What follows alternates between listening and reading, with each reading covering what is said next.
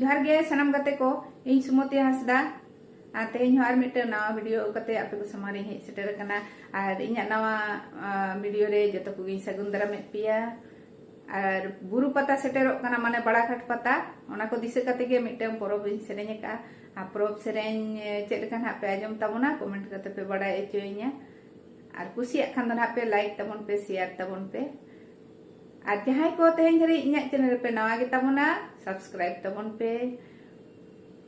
subscribe ते दो पैसा दो बाय लगा सब्सक्राइब तबन पे ठीक गया तबे आदो बेसी बाम बिलम कते सेरेñ बो आजम बोल लगे चलो इनखा